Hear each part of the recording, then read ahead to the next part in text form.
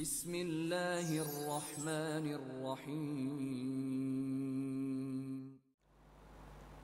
السلام عليكم ورحمة الله وبركاته.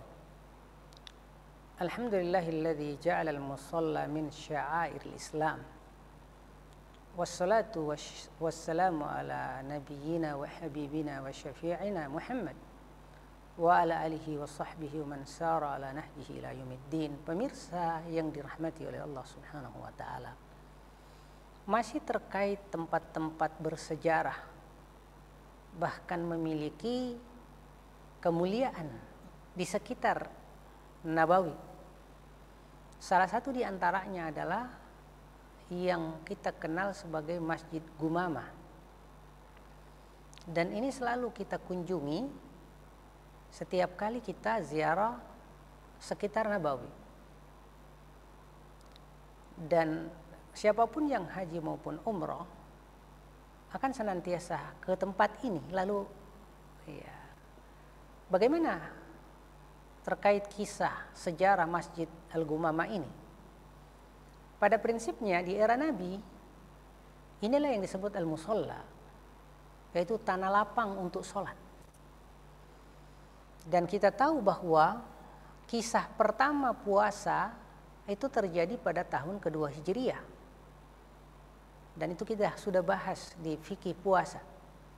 Sehingga Rasulullah SAW melaksanakan Idul Fitri pertama di tahun tersebut.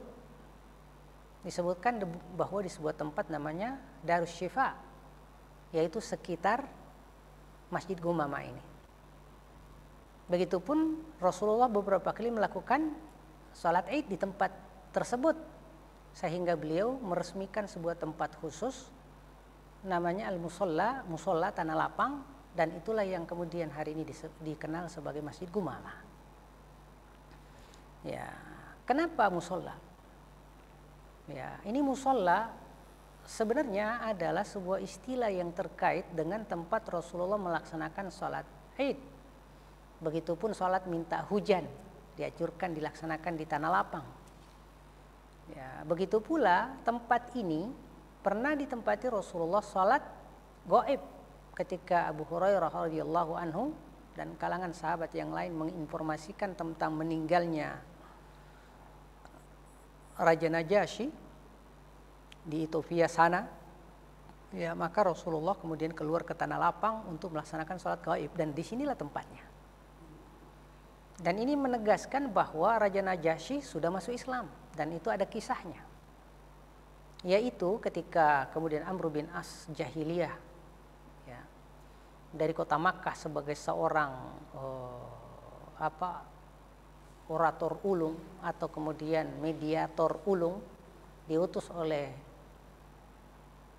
orang-orang Quraisy Mekah untuk merecokin kaum muslimin yang sedang hijrah di Habasyah. Maka kemudian sesampainya di kota Ethiopia itu, lalu dia ngomong dengan bahasa yang menghinakan kaum muslimin. Sampai mulutnya ditampar oleh Raja Habasyah. Katanya, "Diam kau wahai Amr bin As, aku sudah menjadi bagian dari agama mereka." Lalu kagetlah Amr bin As. Itu tahun sekitar 6 Hijriyah. Di saat kaum muslimin sudah menang di perang Khandaq. Lalu kaget Amr bin As, kok bisa?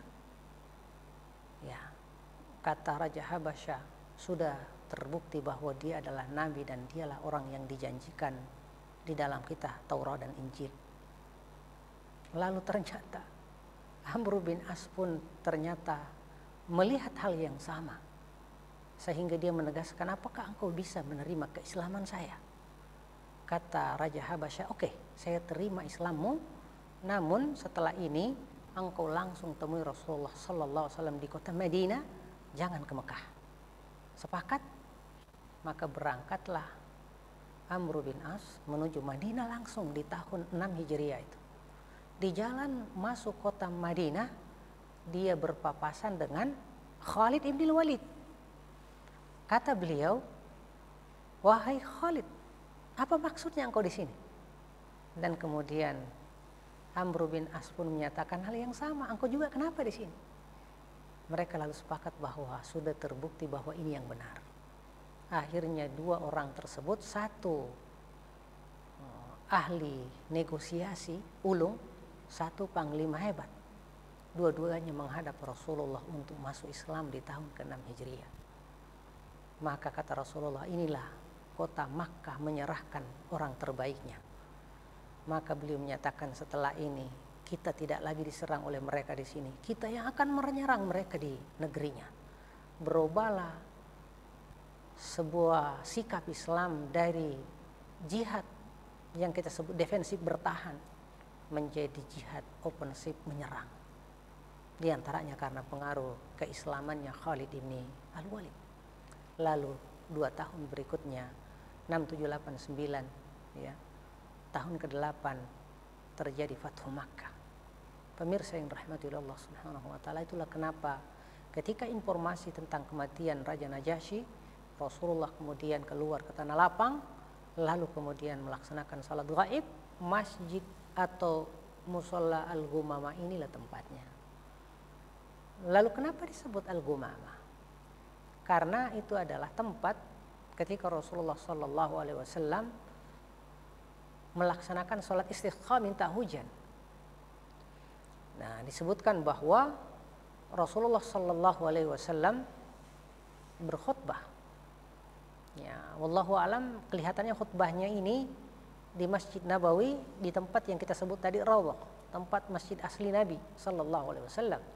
Lalu datanglah Arab Badui, langsung menyatakan, ya, sungguh kemarau membuat hancur seluruh ya, ternak, ya, hewan dan sebagainya, wahai Rasulullah. Maka sang Arab Badui menyatakan, berdoalah supaya kemudian kita mendapatkan hujan. Lalu kemudian Rasulullah Sallallahu Alaihi Wasallam berdoa, Allahumma askinal ghaith, ya Allah turunkanlah hujan. Lalu pengakuan para sahabat yang mengikuti sholat tersebut, tadinya sangat terang, lalu hanya sebentar saja tiba-tiba datang awan yang membawa hujan. Lalu turunlah hujan sepekan lamanya sampai kemudian Jumat berikutnya. Perawi bingung apakah orang yang sama dengan yang datang pekan kemarin atau bukan. Rasulullah lagi khutbah, lalu kemudian datanglah seseorang menyatakan sungguh ternak dan sebagainya hancur gara-gara semuanya kebanjiran. Maka ya Rasulullah berdoalah supaya hujan ini tidak lagi di sini tapi di sekitar kita.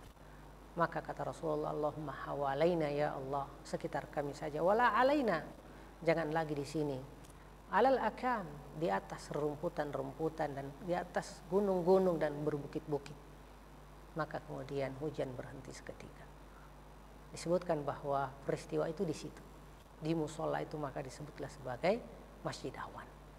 Pemirsa yang dirahmati Allah Subhanahu wa taala, inilah sekelumit ya kisah tentang musola ini, ya, tempat sholat. Walaupun kata musola nanti ada juga di hadis Rasulullah Sallallahu Alaihi Wasallam bahwa siapapun sholat lalu kemudian dia menunggu waktu sholat antara maghrib misalnya sampai isya, ya, lalu kemudian dia tidak meninggalkan musolanya, yaitu tempat sholatnya. Ada yang menyatakan tempat duduknya selama sholat secara spesifik, selama tidak batal wudunya, maka dia dianggap sedang sholat dan didoakan oleh kalangan malaikat, Allahumma gfirlahu ya Allah warhamhu, ampuni orang ini dan sayangi orang dia, karena dia kemudian dianggap tetap sholat bahkan ribat ya, selama dia menunggu waktu sholat, yaitu isya misalnya dan sebagainya. Semoga penjelasan ini memberikan keterangan yang insya Allah valid terkait dengan keberadaan Musholla Al-Ghamamah yang sering kita kunjungi di siara internal di kota Nabi ini. Ada tempat lagi satu sekedar isyarat, ya, yaitu Saqifah Bani Sa'idah, sangat dekat ya, antara ujung ke ujung. Disitulah kemudian Abu Bakar dilantik menjadi seorang khalifah pertama kaum muslimin. Sekedar taman kecil yang hari ini masih dipelihara ya di samping Masjid Nabawi. Ya, ketika Rasul meninggal tidak boleh dikuburkan kecuali sudah ada pengganti beliau yang disebut khalifah. Dan ketika itu kaum Ansar dan Muhajirin sedang bermusyawarah, ya, lalu datanglah Abu Bakar As-Siddiq. Ketika Abu Bakar datang malah beliau dibaiat sebagai seorang khalifah. Ya, di tempat itulah namanya Saqifah Bani Sa'idah. Semoga informasi ini bermanfaat untuk kita semua sehingga kita mengenal tempat-tempat yang bersejarah di sekitar kota Nabi. Hadani Allah wa iyyakum ajma'in. Wallahu yatawalla as-salihin. Assalamualaikum warahmatullahi wabarakatuh.